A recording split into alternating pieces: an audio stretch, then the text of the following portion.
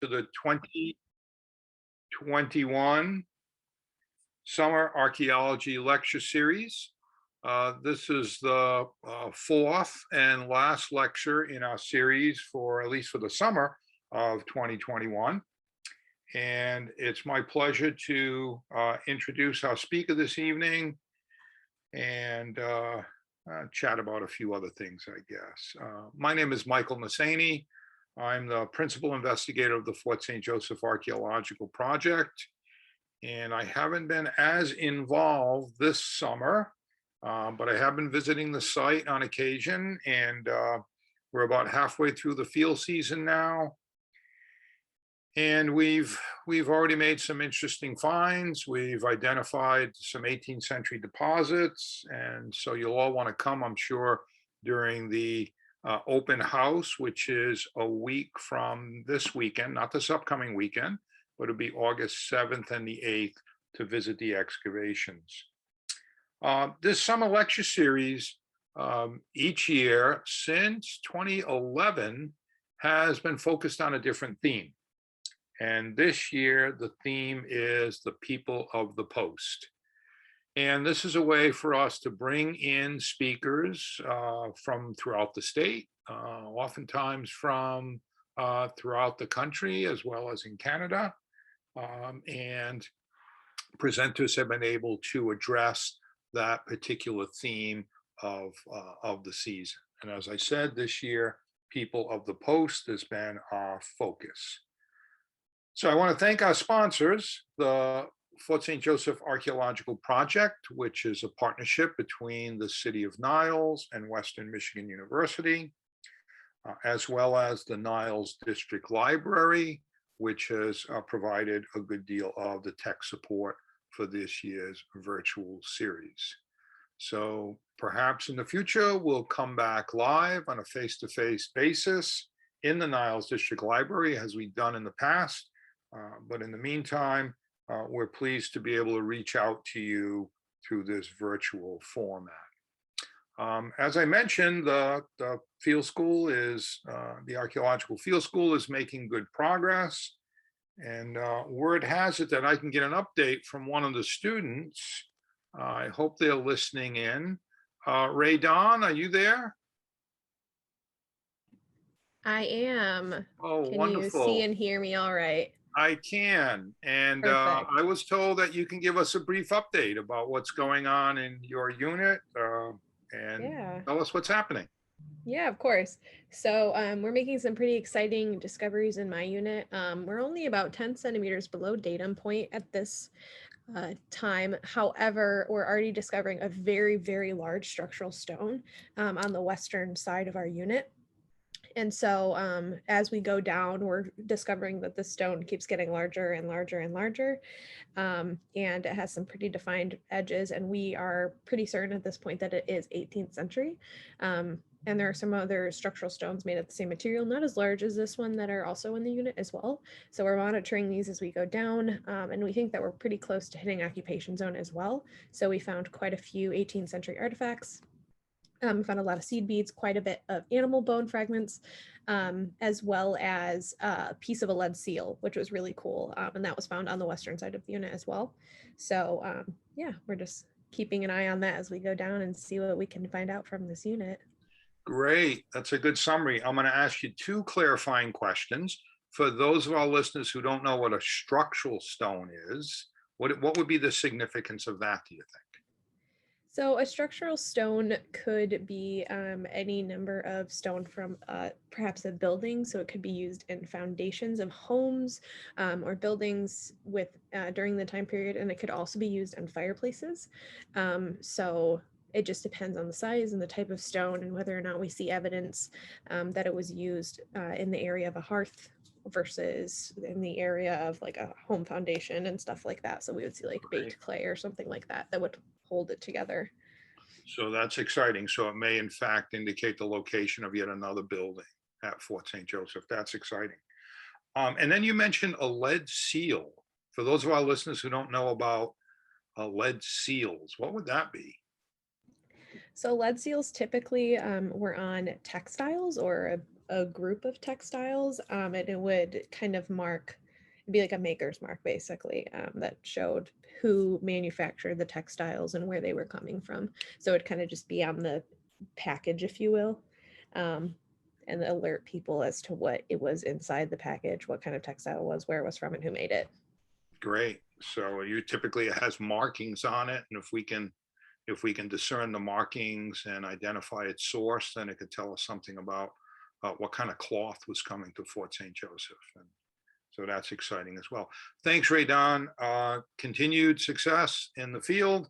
And I'm sure everybody looks forward to seeing you and your team later on this season at the open house. Okay, so just a few things regarding the format for this evening. I think most of you have muted yourselves. Thank you for that. That will assist in eliminating distractions. And I will introduce the speaker shortly. In the meantime, if you have questions during the speaker's presentation, feel free to enter those into the chat. Okay, so the chat should be open and you can just type them there. And then at the end of the presentation, I can read those to the speaker. And if I'm not clear on what you want to say, we can maybe let you in and you can elaborate. Okay, so that will happen at the Q&A at the end of the session. So note that the lecture and the Q&A will be recorded. So let me get on with the introduction. So I'm so pleased to have this evening Loraine DiCerbo to present. I have known Loraine for a while, and she'll tell you a little bit more about herself because her topic relates to her family history.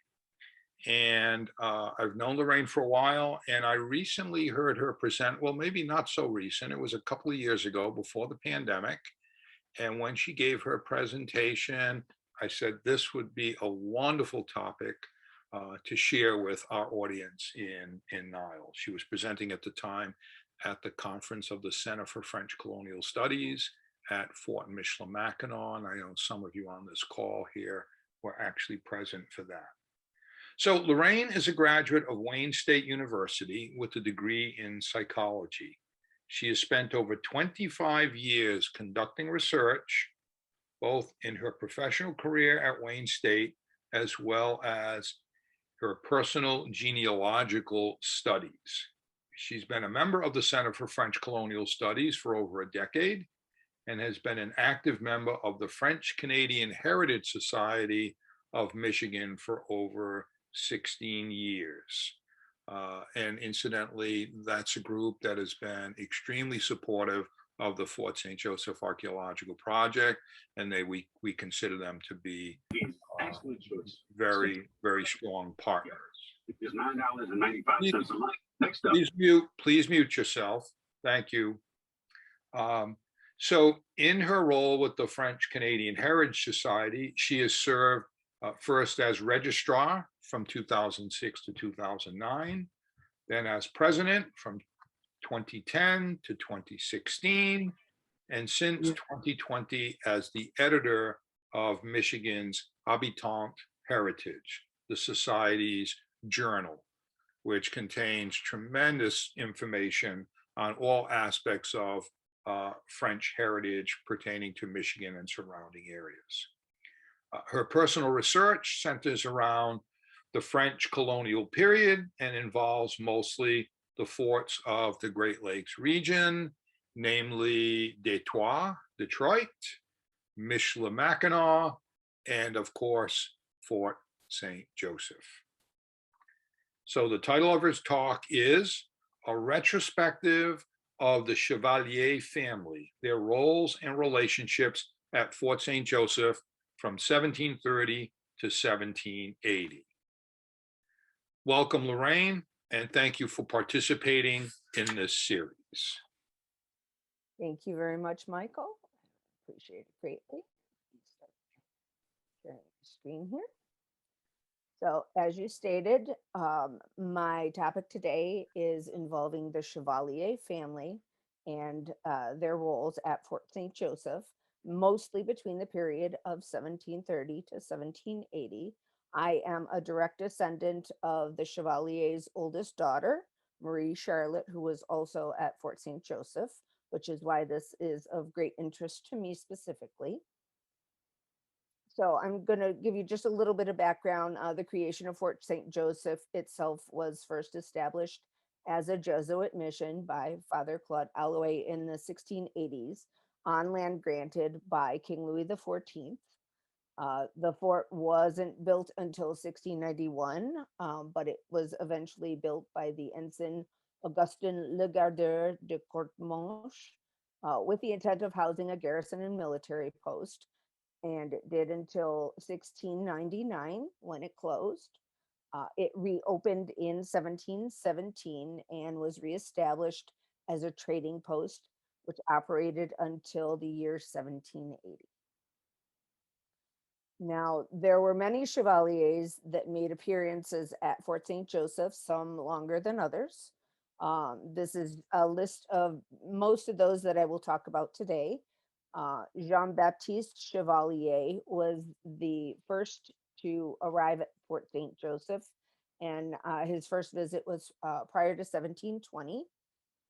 There were a few that arrived in the 1730s, mainly Jean-Baptiste Chevalier, who was, it's either Jean or Jean-Baptiste.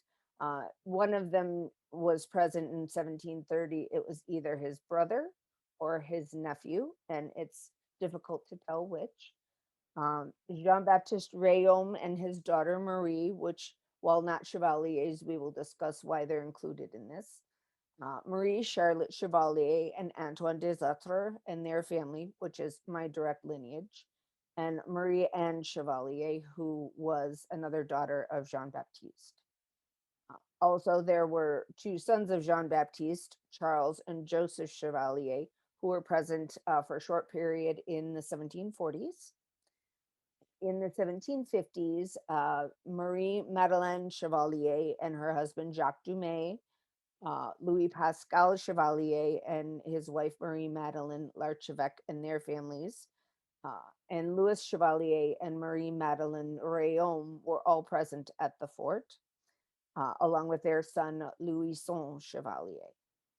And in the 1760s, Joseph Louis Ains, who was also related to the Chevaliers, was also present, and I will talk about him later. So prior to 1720, Jean-Baptiste Chevalier, as I said, was the first one to arrive. He was born in 1677 in Montreal, the son of Joseph Chevalier and Marie-Françoise Barton. The first contract he had was in 1699. He was hired by the Jesuits to travel to the Pays de Note to work with the Ottawa for a period of 3 years, which started on the 2nd of August, 1700. And while he was there, they found a strong need for him, and he did not have a replacement. So he signed on to remain there for an additional year. After that, he married Marie-Françoise Allavoine in 1709 in Montreal. And together they had a total of 15 children who survived until adulthood. The next record found for him is dated the 19th of June, 1713. It was a letter written from the missionary Joseph Jacques Marais to Philippe de Rigaud-Vaudreuil regarding Jean-Baptiste's travel to Green Bay, where he and the, quote, young Rayom had traveled, who had found enough wheat or corn at the bay, meaning at Green Bay specifically. Now, this young Rayom, I will elaborate in a little bit as to who he is. In 1717, there was a congé, which is a permission to trade, which was sold by Jeté of Montreal, Bains and Boileau of Chambly to Jean-Baptiste Chevalier, Etienne Roy, and one other unknown individual so that they could go to St. Joseph in July of 1718. Now, Jeté is referring to Urbain Jeté, who also happened to be the uncle of Jean-Baptiste Chevalier, his father's sister's husband.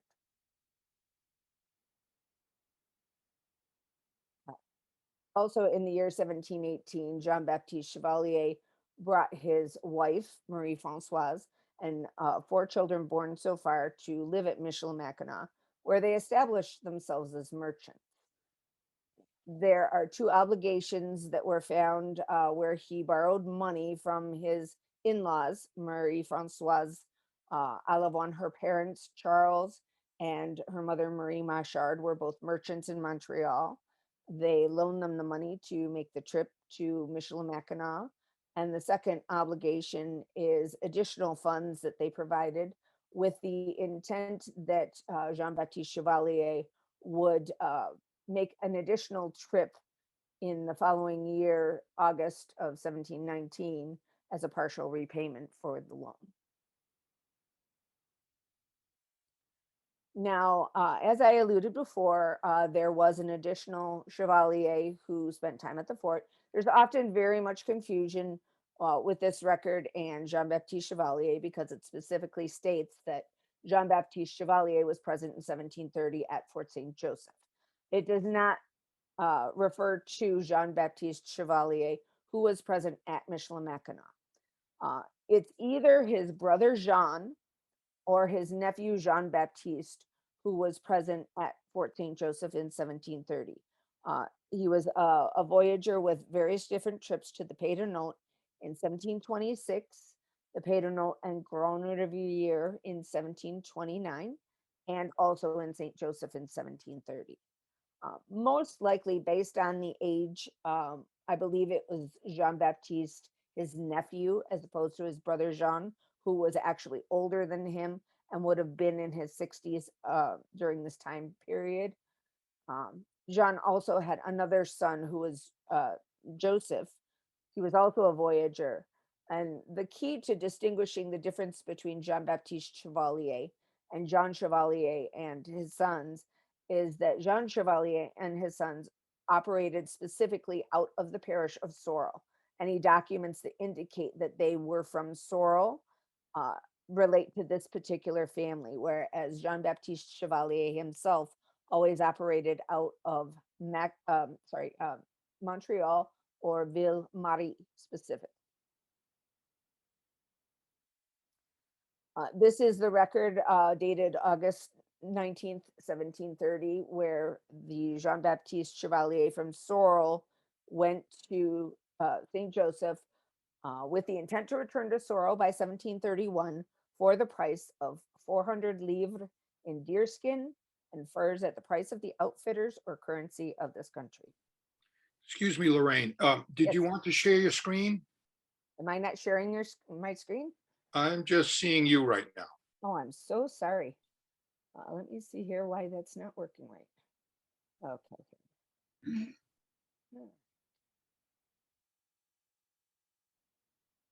There you go. Is that better? Okay. Yeah. So sorry about that. Okay. All right. So, sorry about that. So now we're going to discuss Jean-Baptiste Rayom, who was present mainly from 1730 at Fort St. Joseph for a short time. While not directly related to the Chevalier family, they did eventually become related through the marriage of their children. Jean-Baptiste's role as an interpreter at St. Joseph itself was significant. The Rayoms were mostly located at Green Bay and were very prominent traders and interpreters there. Jean-Baptiste is likely the young Rayom in the document in 1713 that was mentioned earlier, where they found wheat and corn at the bay. Mainly, he was the youngest of 3 voyager Rayoms. Simon, Robert, and Jean-Baptiste were all very prominent voyagers in the early days, and he was the youngest of the 3. So I believe he is the one referred to as the young Rayom in this document. Because of fighting with the Fox Indians, the post of Green Bay was abandoned in 1728. By July 5th, Jean-Baptiste Rayom had hired 3 canoes to travel, 2 to Michilimackinac and 1 to the Pays de Note the following year in 1729. And Jean-Baptiste Rayom was granted permission by Governor Beauharnois to return to the River St. Joseph in a canoe with 5 men so he could serve as an interpreter for Lieutenant Nicolas Coulon de Villiers, the commander at Fort St. Joseph at that time. Now, while Jean-Baptiste Rayom was at St. Joseph, most of his family, I believe, were on those other canoes that went to Michilimackinac. However, his daughter Marie did go to St. Joseph with him, and she signed as godmother for the baptism of Joseph Baron on the 7th of March in 1729. As you can see her signature down here at the bottom. It's a wonderful document because this document in particular also specifically states that she is the daughter of Jean-Baptiste Rayom, interpreter, and of Simfrose Wawagukwe, who were married together in the church. So now, after the Fox were defeated by the end of 1730, Nicolas Coulon de Villiers was in command, and he was also in charge of building the fort at Green Bay. And he stayed there until his death in 1733. Jean-Baptiste Rayom and his family also returned to that area. And in what is often referred to as the Rayom narrative, in the end of a letter, it states specifically that communications will soon be open for the Mississippi, as well as for the Sioux settlements. The region around the Green Bay will be peaceful, and an agreeable settlement will be made there. The settlers at Detroit and Lake Erie will cultivate their gardens in complete security. Finally, there is a general peace, which well merits that the authors of it should be rewarded, referring to the Rayom brothers. Now, in the 1730s, the oldest daughter of Jean-Baptiste Chevalier and her husband were one of the first of his children to arrive at Fort St. Joseph. Marie Charlotte Chevalier was born August 10th, in 1710 in Montreal. She married Antoine Desautres in 1729 at Michilimackinac. And Antoine Desautres was a blacksmith and interpreter who came from New England, relocated to Fort St. Joseph along with Marie Charlotte in 1730. And their first child, Louis, was born there in 1731. Now, while mostly at St. Joseph, Antoine did spend a period of time at Fort de Chartres, supplying weaponry during the Chickasaw campaign in 1739. He did purchase a house at the fort at this time, and he was likely there for a long period. There are records that seem to indicate he was there from 1739 to 1742.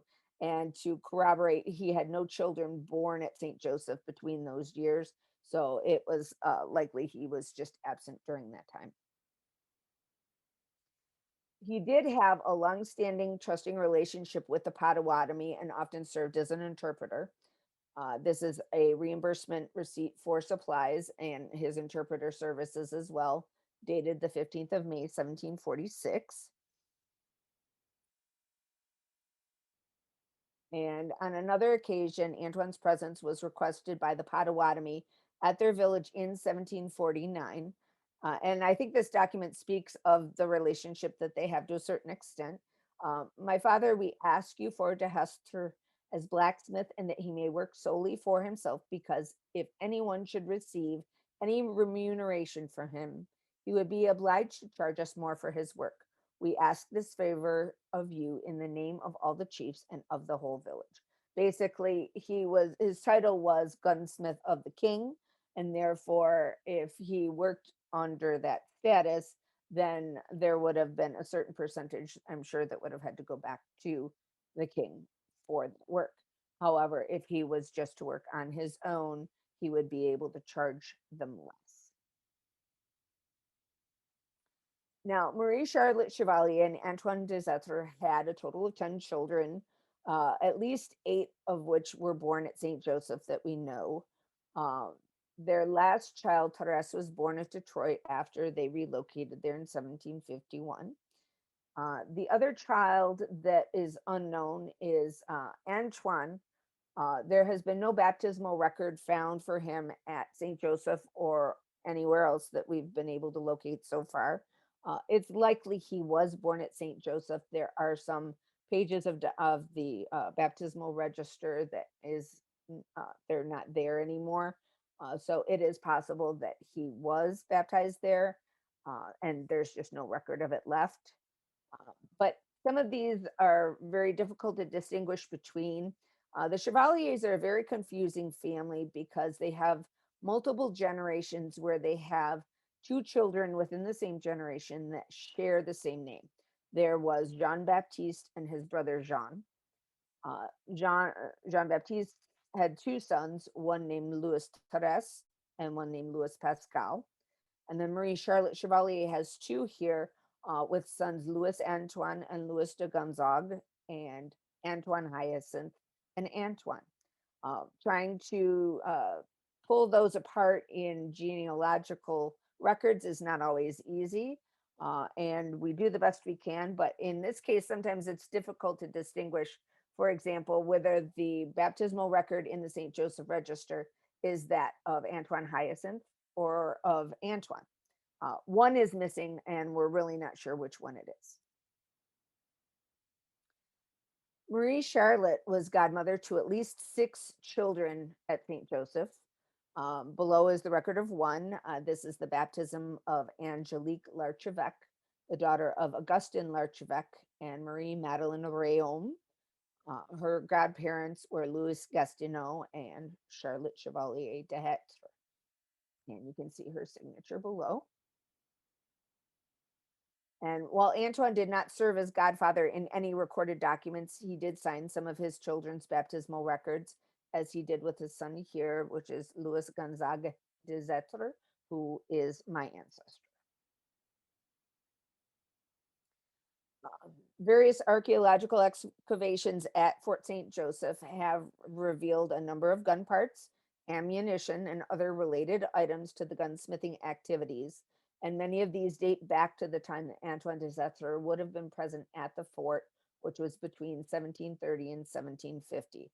As you can see, the left picture is the gunsmith's cache from Fort St. Joseph. And on the right, there are additional items, parts, and ammunition, musket balls, etc., that were also found during the excavations. The de Zetre family relocated to Detroit by 1751. 3 of their 4 sons, Louis de Gonzague, and Antoine, were all interpreters and were involved in the fur trade. Both Louis and Louis de Gonzague spent time at St. Joseph between the years of 1750 and 1760. Antoine was mostly an interpreter in the St. Louis area. This document on the right is a payment to Louis de Zetre for forgotten services as an interpreter between the time of July 1752 and 1753 for approximately a month in August of 1754 and for 11 months between August of 1754 and July of 1755. It doesn't specifically state where he was during all these times, but some of these, I'm pretty sure he was back and forth between Detroit and Fort St. Joseph. Louis de Gonzague de Zetre was likely present at Fort St. Joseph and serving as godfather on the 3rd of December in 1758 for the baptism of his cousin Elizabeth Dumais. He is also likely the one named pigeon who is the father referred to in the baptismal record for this document for Francois, son of Lisette, which is dated the 9th of May, 1760. There is a history that Louis Gonzague has after he left St. Joseph, he was in Detroit, and after he left here and went back to Detroit, he was also known to have been involved with a married woman, and they had 3 children together illegitimately, and they were both eventually excommunicated from the church because of it. And again, that is my ancestor. Now, to switch a little bit, in 1735, another one of Jean-Baptiste Chevalier's daughters spent time at Fort St. Joseph. She was only there briefly from the sound of it.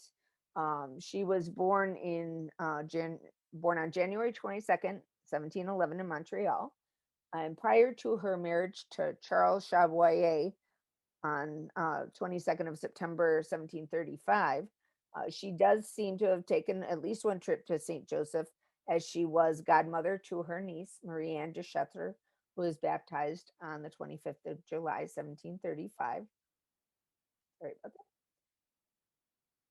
that. You can see she did sign down here. Most of the Chevaliers were very literate, and therefore they have often signed their documents.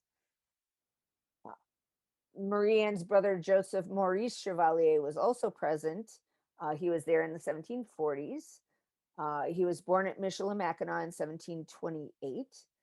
And his purpose for being at the post of St. Joseph was not a direct involvement in the fur trade. He was apprenticing under his uncle Antoine de Zetre, learning the blacksmithing trade. And by 1749, he became a gunsmith to the king in Trois-Rivières, Quebec. And this document to the right indicates his service at St. Joseph. Another son of Jean-Baptiste Chevalier was Charles Alevoine Chevalier. He was born in 1727 at Michilimackinac. He was a fur trader and interpreter who was known to have worked for Les Compagnies des Indes. And he made at least one known trip to St. Joseph in 1748. In the following record, this is a reimbursement for supplies for Charles and his brother Louis both. Now, in the 1750s, Marie Magdalene Chevalier and her husband Jacques Dumais were present at St. Joseph. Marie Magdalene was born on October 12th, 1724 in Michilimackinac, and she married Jacques Dumais there on the 21st of July, 1744. Jacques Dumais came from a very prominent voyager family. He was a voyager himself, a merchant and a petty officer in the Navy as well. And his grandfather was also, he had accompanied Claude Allouet to the Ottawa mission early on in the 1680s. So there was a family history of being present in the area. Marie Magdalene seemed to accompany him on most of his journeys, as evidenced by the location of their children's births. And he liked to keep his family close. And while he traveled to other locations within the Pays de Note, because he did spend time at the Poste des Miami and the Poste des Illinois. And it doesn't specify that it was Kaskaskia, but I believe that's where it was. And as you can see here, based on the birth dates of their children, you can tell they were sort of back and forth on a regular basis. They did spend time consistently in St. Joseph between the years of 1751 and 1753, and then between 1755 and 1758. By 1760, they had relocated to Detroit. And again, this is the baptismal record for Elizabeth Dumais, daughter of Marie Magdalene Chevalier and Jacques Dumais, which was baptized on the 3rd of November, 1758, where her godparents were Louis des Etres and Magdalene Larche, the wife of Pascal Chevalier, who we will discuss next. Louis Pascal Chevalier and Marie Magdalene Larchevec were present in the 1750s mostly. Louis Pascal Chevalier was baptized at Michilimackinac the 22nd of July, 1730. He arrived at the post of St. Joseph somewhere between 1749 and 1752. The last record for him at Michilimackinac was a reimbursement for services at Fort Niagara, which was dated on the 4th of October, 1749.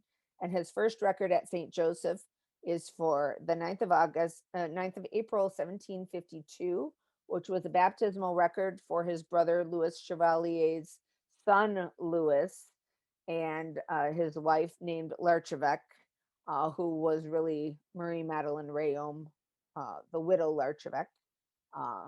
Louis Chevalier, the son, was born 11th of October 1751, and it was indicated specifically in the record that the child was baptized by Pascal Chevalier. Pascal Chevalier was a godfather or a witness to a number of children baptized at St. Joseph. Louis Dumais, who was his nephew.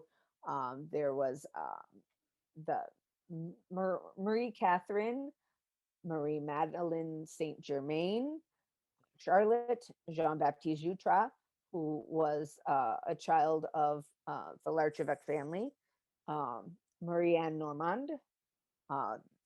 He was godfather to Nicholas, one of the children of Nicholas Lecomte and Marie Catherine Saint Francois, and Pierre Morin, son of Jean Roch, and Therese, who was Potawatomi. And you can see there were multiple baptisms on the same days at times where he was present.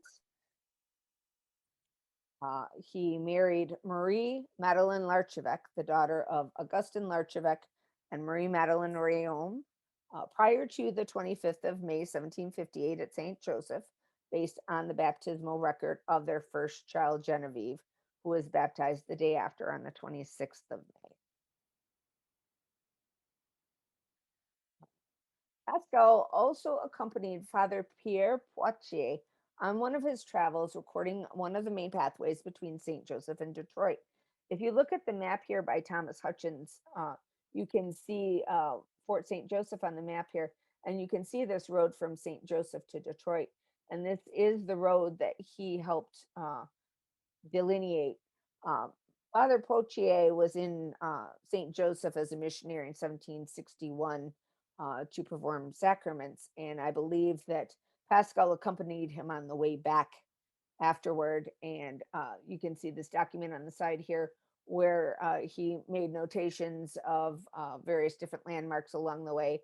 It was recorded in measurement of leagues specifically. It doesn't state whether it was in English leagues or in French leagues, but in general, a league is approximately about a walking distance of 3 miles an hour.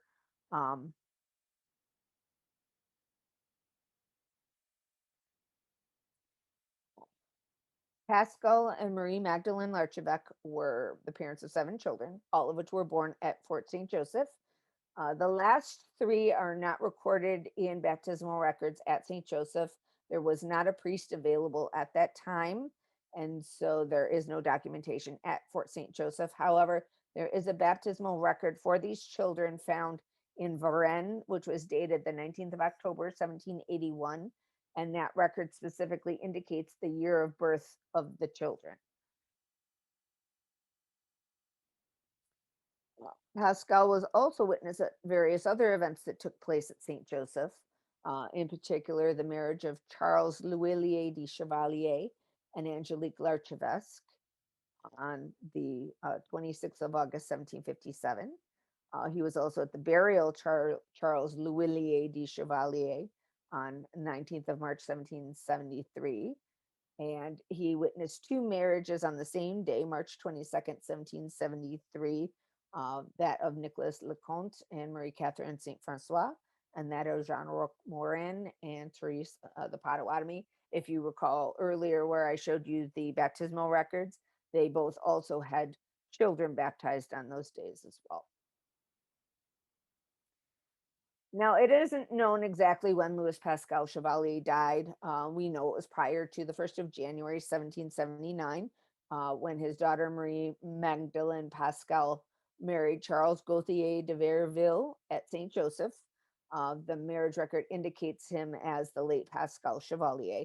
Many records note this as his death date, as before January 1st, 1779. But hold that thought, because I'm going to elaborate a little further down the line.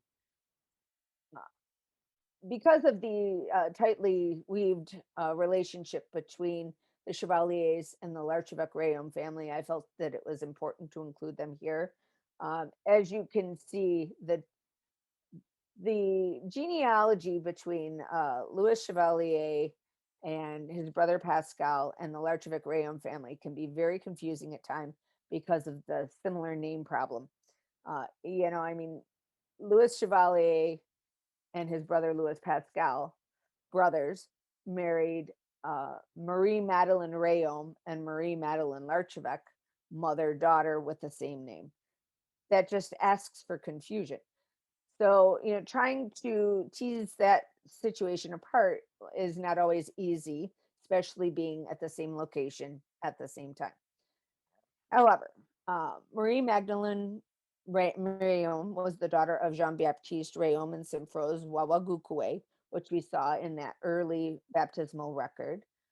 She was born about 1715, most likely in Green Bay because that's where they were prominently located. She was at St. Joseph as early as 1729 from the signature that we saw in that baptismal record earlier. And if you compare the signatures to one from 1755, you'll see they're very similar. There was some question as to whether or not she was the daughter of Jean-Baptiste or the daughter of his brother Robert. I'm pretty sure that she just remained at St. Joseph pretty much the entire time, and just when her family went back to Green Bay, she stayed. She married Augustin Larchevec, who was a voyager and a licensed fur trader within the Great Lakes region in Illinois Territory prior to the 17th of January, 1731. She most likely married him at Michilimackinac, but because the first page of the register there is missing, there are some records that aren't present, so we don't really know exactly where they were married. But by the 17th of January, 1731, they were back at St. Joseph, where their first child, Marie Catherine, was baptized the next day. Augustin Larchevec and Marie Magdalene Rayom had many children. Marie Catherine married Jean-Baptiste Jutras in 1748. They had 3 children at St. Joseph. Marie Joseph married Jacques Barisseau de la Marche in 1748, and they had a daughter, Angelique, born at St. Joseph. Marie Angelique married Charles Louillier de Chevalier in 1757. They had 3 children born at St. Joseph. Marie Charles married Gabrielle Massot. Marie Magdalene married Louis Pascal Chevalier, and we've discussed their family already. Anne married Augustin Gibault and had a son, Louis, born at St. Joseph. Marie Amable married Francois Baptiste Fafard de Longueval. And there were also 2 additional children, Agathe, born in 1744, and Augustin, born in 1746. Most of these Larchevec children remained at St. Joseph. Catherine, Marie Joseph, Angelique, Anne Amable, Agathe, and Marie Magdalene can be found in various records at St. Joseph throughout the years between 1731 to 1773. Marie Magdalene Larchevec Chevalier even remained at St. Joseph after her husband Louis Pascal died. She remarried to Francois Marcot, who was a voyager. They married in a civil ceremony on the 26th of August, 1778 in the Pays d'Honneur. Now, their marriage rehabilitation record, which is in PRDH, Program Research Demographic and Historique, indicates specifically that it was at St. Joseph. And, they had no priest there for a number of years. So it was most likely just a civil ceremony that was not recorded. And now, this date is important because, as we mentioned previously, Pascal Chevalier died prior to the 1st of January, 1779. This date of this document actually indicates that he died at least 5 months earlier, probably as early in 1778 for that matter. Francois Marcot and Marie Magdalene Larchevec Chevalier also had 4 children of their own. Francoise was born at St. Joseph in 1779, and they had 3 additional children born after in Varennes, 1781, 1783, and 1786. This family remained at St. Joseph until they were removed in 1780. Now, after their father, Augustin Larchevec, died prior to 1746, Marie Magdalene Rayom took over some of the merchant responsibilities at Fort St. Joseph. This is a record of one of the records that she signed for reimbursement for supplies. And you can see at the bottom here, she signed it Veuve Larche, or Widow Larche, and it was dated the 15th of May, 1746. Louis Chevalier and Marie Magdalene Rayom were, the epitome of Fort St. Joseph. They're, synonymous with it. Louis Chevalier was baptized Louis Therese on the 30th of November, 1720 at Michilimackinac. His arrival at St. Joseph, along with his brother Charles, is confirmed by this contract here, which was dated the 18th of June, 1748. So that's his first appearance at Fort St. Joseph. He is likely the best known of the Chevalier family, mostly for his roles at Fort St. Joseph. He was already primarily a merchant who married an already prominent, well-established merchant at St. Joseph, Marie Magdalene Rayom. And he was godfather and witness to many children at Fort St. Joseph, and distinguished himself from his brother by signing his name with a double L. And that's an easy way to distinguish between the two. Pascal had a beautiful signature and always signed his name Pascal Chevalier. Louis signed his with the double L. Louis was recorded as the natural son of Louis Chevalier and Marie Magdalene Rayom. Also, they likely had a civil ceremony as well. But their marriage was officially recognized in their son Louis's baptismal record here, dated the 28th of April, 1752. And while this document is not very clear and difficult to read, if you go to the French Canadian Heritage Society website, there is an area under the section of St. Joseph in the French Canadian Resources area. There is a translation of a document done by Suzanne Somerville, and she translates this entire document to more detail. Louis Chevalier had at least one other known son, who his name is Amable. He was born about 1753 at Larchevec. We have not found a baptismal record for him to date. The only fact known about his mother is that she was Native American. Amable was often referred to as the half-breed son of Louis Chevalier. Most likely, Marie Magdalene Rayom was also his mother. She was half Native American herself, so it's entirely possible he would have still been, a Métis. Now, although he wasn't known to have been present at St. Joseph, over the years he became a very powerful and influential Ottawa chief, and therefore it would have made his father's role as a negotiator much easier, not only for dealing with the Potawatomi, but for dealing with the Ottawa as well. And this document below here, written from Pothier to Puevos on September 8th, 1812, indicates the next step was to secure the goodwill, if not the active cooperation of the powerful band of Ottawas residing at Larchevec on the mainland within sight of Mackinac. It was still a subject of much speculation how these people would act. In dealing with them, he found a powerful ally in the person of Amable Chevalier, the half-breed son of Louis Chevalier, a well-known and influential trader among the Ottawa. He was born and had grown to manhood in the village of Larchevec, but for some years had resided at the Lake of Two Mountains near Montreal, whence he had returned to the upper country. Now, after the French Indian War, everything changes. We know the British start to take over. And by 1763 in the Treaty of Paris, the British start to wind their way inward to the inner territories of the French that were ceded to them during the war. Neither the French nor the Indians have much faith in the British at this time, and they don't approve of their trading and diplomatic policies. The bonds of trust that were present between the French and Indian remain because of their long established family ties. And while many left Fort St. Joseph for other areas that didn't fall under British rule, mainly crossing the Mississippi into Spanish territory. Louis Chevalier and some of his siblings and his family remained at Fort St. Joseph. By 1777, Major Arndt de Peyster was so impressed by Louis's relationship with the Potawatomi, he made Louis the liaison between the Potawatomi and the British at St. Joseph.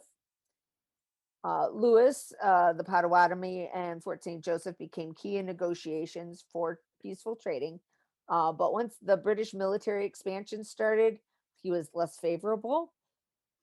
And because of his ambivalence, Louis wasn't trusted by some of the British, in particular Governor Henry Hamilton, who believed he was responsible for the death of 3 British traders at St. Joseph in 1773.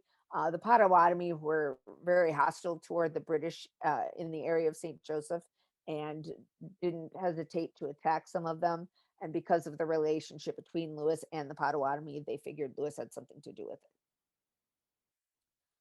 Louis Chevalier was responsible for providing some intelligence to the British, details regarding the movement of rebels to employ the French to purchase horses and mount their cavalry in the neighborhood of Chicago, and various bits of information about George Rogers Clark intending to attack Detroit and proceeding along the Wabash through Fort St. Joseph.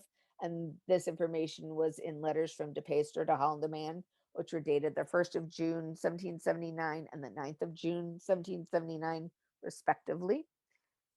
And while he provided the British information, Lieutenant Governor Patrick Sinclair still believed Louis Chevalier was leaking information through his family members. Sinclair had intended to attack St. Louis and Cahokia, and it was noted the number of letters between St. Louis and St. Joseph was quite frequent, and just coincidentally, the British were defeated at St. Louis. Sinclair was very angry by the British defeat and blamed these French families who had either sent or received information regarding the attack, including Louis Chevalier.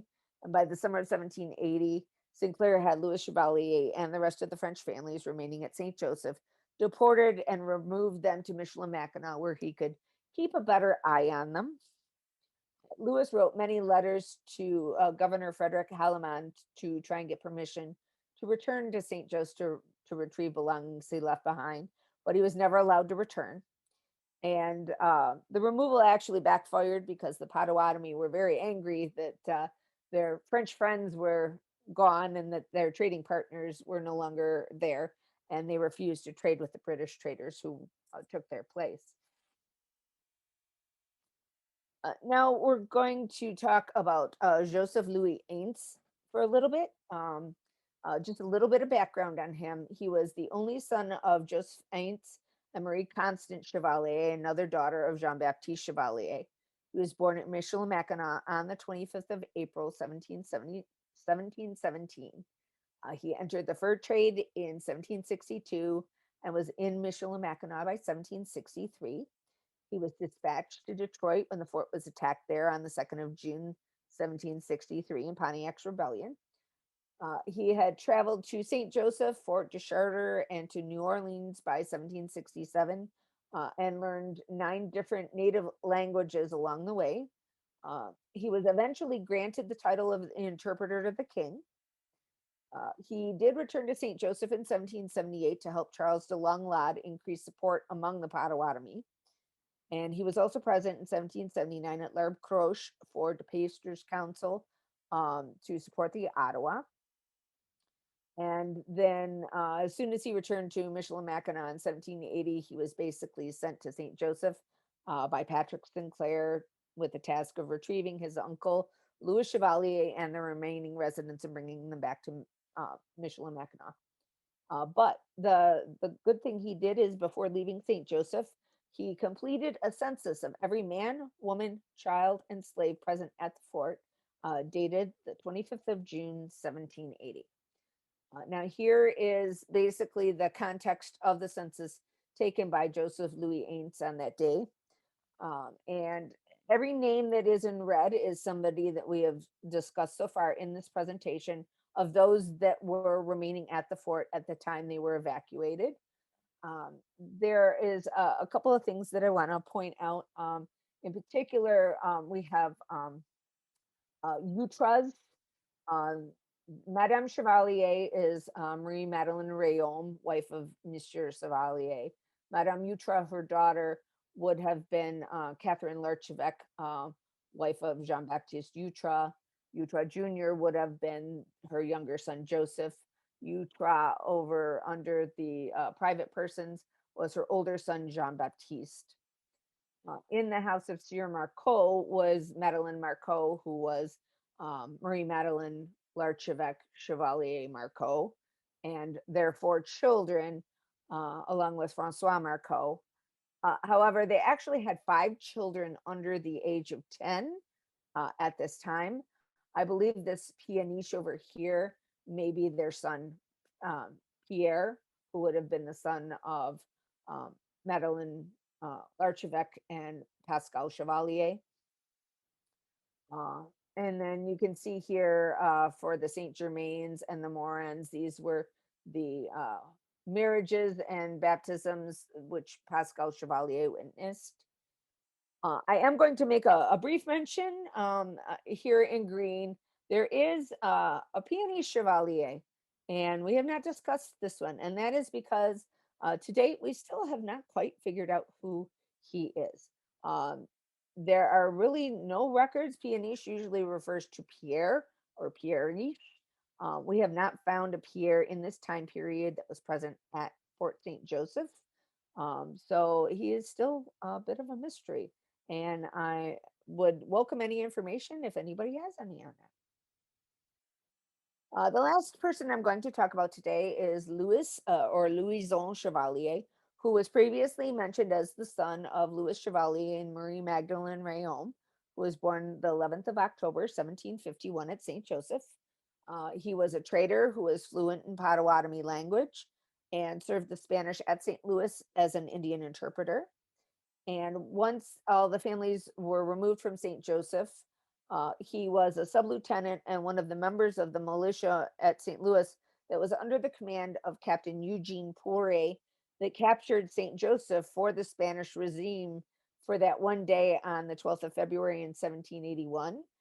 He was responsible for the negotiations, talking with the Potawatomi, probably people he was long familiar with, and convinced them to join the expedition and split the spoils that were taken from the fort on that day. This relationship sort of establishes the fact that theory that Patrick Sinclair had about the communication between Louis Chevalier in St. Joseph and St. Louis was very prominent because his son was there. So maybe he did have a little bit to worry about. So after 1780, the Chevaliers were divided. Louison Chevalier returned to St. Louis, where he was granted land. The Dumais and Desetre families had relocated to Detroit before 1760, where 2 other Chevalier sisters were also there, Angelique and Anne Charlotte Veronique. Angelique was the wife of Nicholas Lauzon, and Anne Charlotte Veronique was the wife of Rene Bourassa the Younger. Charles Chevalier perished in a storm along the coast of the Upper Peninsula in 1788. Joseph Maurice Chevalier lived in Trois-Rivières with his family and eventually gave up the gunsmithing and returned to the fur trade. Some of the Larchevec children relocated to Cahokia area of Illinois, specifically Marie Amable and Marie Joseph. The Larchevec Chevalier Marcot family first moved to Varennes and then to Laval. Joseph Louis Ains also lived in Varennes until his death in 1802. And Louis Chevalier and Marie Magdalene Rayom left Michilimackinac and relocated to Varennes, where Magdalene died in 1784.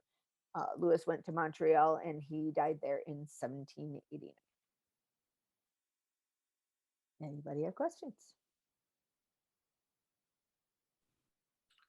What a rich family history. It's somewhat Loraine. confusing at times, but it's I've That tried to was keep it wonderful. apart. That was wonderful. And I see you listed some of the sources that you used here as well. I'm sure some of our readers, listeners will be interested in that. So a few questions have come into the chat. Let me run a few of those by you. Let's see, at one point you had talked about one of your ancestors, I'm not remembering which, but you'll know, had learned 9 native languages. Yes. That would have been Maybe Joseph Louis Ains. Yes. Maybe you could know what some of those 9 languages were? Not all of them specifically, but Ottawa was definitely one. Potawatomi was another. And I'm trying to think. There was, I'll have to look it up because there was a record of a list of some of them, but I'm not remembering them all off the top of my head at the moment. Okay. So maybe if he made his way to the Illinois country, maybe some Illinois languages would be among them as well. Very likely. So let's see, we have a question here. One of our listeners is interested in the relationship between Marie-Madeleine Rayom and Marguerite Madeleine Marcotte. Or Marcotte. Yes. Was she mother, grandmother, Yes, she was stepmother? mother. Marie Madeleine Marcotte was actually Marie Madeleine Larchevec as a maiden name. That she was the daughter of Marie Madeleine Rayom and Augustin Larchevec. Okay. Her second husband was Francois Marcotte or Marcotte. Okay. Very good. Let's see, here's a question about one of the occupations maybe that some of your ancestors held. Not the blacksmith, but how did a person become a voyageur? Did that mean that he was a fur trapper and or a trader? You want to say a little bit about that? And I could chime in too if Yeah, being a voyager is a relative term. Many people during this time period could be classified as voyagers. Often, all that's really involved is you sign a contract to travel to a certain area, trade for goods, supplies, furs, pelts, and bring them back. Oftentimes, they're accompanied by loans, obligations, that where you borrow money to make your journey. You do your trading, and then upon your return, you're intended to pay off your loans. And in the process, you make money. Now, many people did this. Some did it as a career. Some did it repeatedly over and over again. The Rayoms were a group that tended to do that very frequently. There are others that only did it once or twice. They made their money and then they settled themselves in an established area. It varied from person to person. There were legal traders with permissions, like the congé I mentioned earlier, which was a license to trade. And then there were coureurs de bois, who were illegal traders who didn't necessarily follow the restricted guidelines. Got you. Very good response. And of course, they would have been working under a merchant, probably in Montreal. Yes, right? Had a relationship there. And I could tell you this, that voyageurs were not fur trappers, right? So that job was restricted to the natives for the most part, right? They were the primary producers who would obtain and process the furs, and then they would the voyageurs would obtain them in trade. The same person asked if there were other families that were just as involved at Fort St. Joseph as the Chevalier family. Oh, I'm sure there's definitely other families that were present there. No. I focused on one portion because, as you see, I already took up pretty much an hour just talking about them. The presentation would have been a lot longer if I had discussed everyone that was present at the fort. Well, we're going to have you back then for research on some of the other families. But yeah, and some of those names also show up in the baptismal register of other families as well. So one of the students asks, when you say interpreter, the first thing that comes to mind is an interpreter between the French and the local tribes in the area. But given that they spoke so many languages, what other jobs, tasks did they do, and with who? So as in the case of Antoine d'Etre, he was interpreter, but he was also gunsmith, blacksmith too. Correct. So, Yeah. Yeah, it can vary. You know, I mean, there are a bunch of individuals who took the time to learn the native languages so that they could trade freely among, you know, the natives. There are others that didn't, but they could have held any particular specific occupation. Um, I would say mostly they would have been related with the fur trade in one capacity or another. But you know, whether they were merchants, whether they were blacksmiths, whether they were you know, doing anything else, who knows? yeah. Okay, thank you. So apparently Chevaliers kept coming back to Fort St. Joseph. Someone asked what continued to attract and hold the Chevalier family to Fort St. Joseph over the decades. My guess is it was, first of all, a prime location for trade, just like Michilimackinac was. They were in the interior, they were very popular, they were on main water pathways. And the other thing was the tight network connections that they formed. They, you know, they really entwined themselves in their family, and they entwined that family within the trade itself.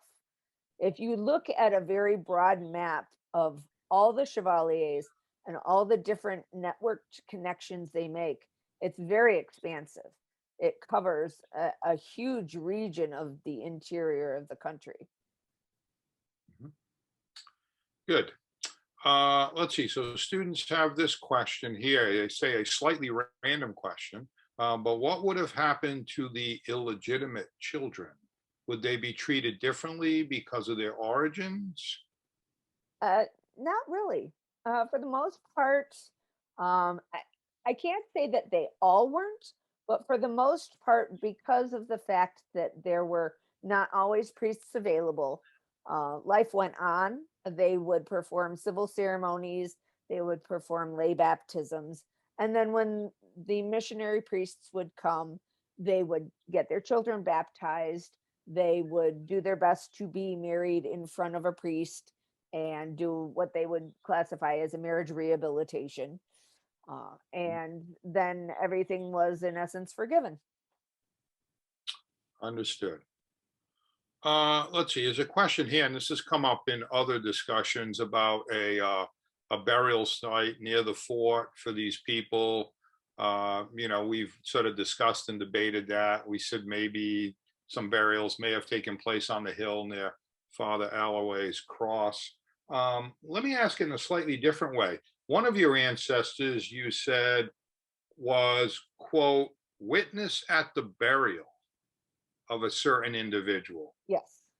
So that would have been a witness to the actual interment, or the, do you have any sense of what that might have meant?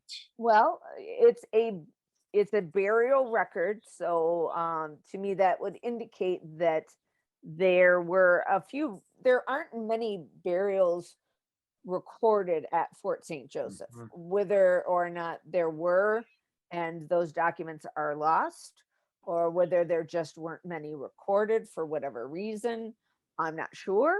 My guess is there were some recorded and we just don't have those records. The fact that this one was recorded specifically with the baptismal register, just like there were just a select few marriages recorded with it, my guess is it was a way to record it someplace until a priest was present, or something to that effect. Yeah, you know, I'm not really sure where he would have been buried, but we know of at least two Pascal Chevalier and Charles Louis Chevalier that died while they were at St. Joseph. So logic would dictate that they would be buried somewhere. The question is just going to be where. Thank you. There is a question here that refers to the Hutchins map that you showed, the 1778 map. And maybe I can address it just by saying, it's pretty much accepted that that's a very accurate map. And in fact, his depiction of Fort St. Joseph on that map is precisely where we've been finding those 18th century artifacts. So I think it pretty much puts to rest the idea as to where precisely the fort is. So, but here's another question about illegitimate children. Was this relatively common in French colonial history? Would it always result in church excommunication? Well, I think not, or just in cases of adultery. Oh, well, I think you just that was the key Yeah. in my family case. Yes, Hmm. the fact that they had 3 children together. The first 2 children died at a very young age, and so they didn't push the issue. But by the time the 3rd child was born and survived, he was in essence the proof that the union had taken place. And it was at that time that they were officially excommunicated from the church because of it. Great, thank you. Okay, I see Suzanne Somerville is lurking in. She said, see her article about her relatives at Fort St. Joseph on the website of the French Canadian Heritage Society of Michigan in the Fort St. Joseph section, precisely what you had referred to earlier, Loraine. Thank you for that, Suzanne. And yes, for those of you who are interested, you should certainly see that. And she also says illegitimacy was treated with a great deal more compassion than what I found in the church registers in Scotland. They didn't like it there. Okay, so with whom did trade occur? The Indians? I think the short answer is yes. Why would St. Louis trade north? Why would trade from Michilimackinac go south? And from points out west, wouldn't trade goods pass through the Great Lakes to Montreal? I think all of that, I mean, there were, wherever there were furs, natives were eager to yield them to folks who had kettles and cloth and other goods and so forth. And like you said, Fort St. Joseph was strategically located. In essence, it was a portal to all points west and south of this, in this region. So for sure. Okay. And I just had a couple of questions. We're sort of near the end of the questions that came into the chat. I just had a couple, and I know we're going a little late here.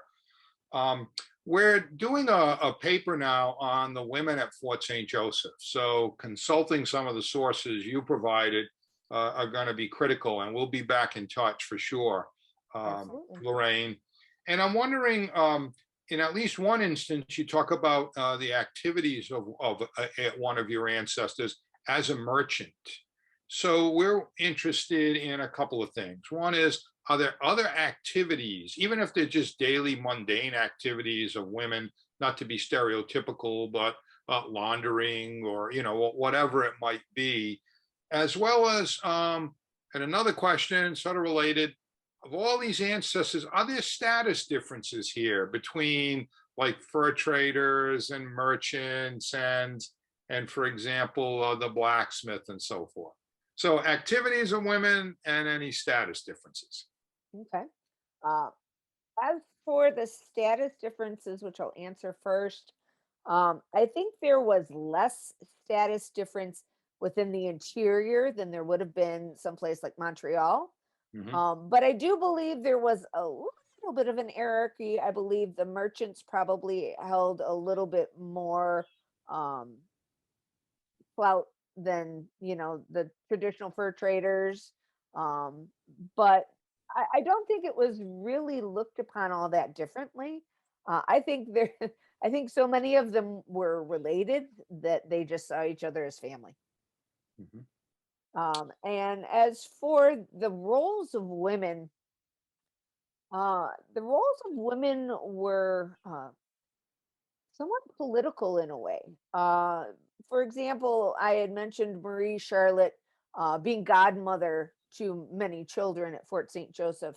And part of that establishes a political connection in that by connecting yourself to these other families through baptisms, through witnesses at marriage, you provide another connection to others within this fur trade network. And so it becomes sort of like a political role that they play, whether it may not seem like much. There is a whole network that the women play amongst the people at St. Joseph within themselves. Well, that certainly makes sense. I mean, connections and relationships were very important in societies like that, and so that would have, in fact, been a very important role. Well, thank you, Loraine. I could continue with this conversation for much longer. Our time is up. I'd like to thank all of those of you who listened in tonight and those of you who participated in the lecture series over the past 4 weeks.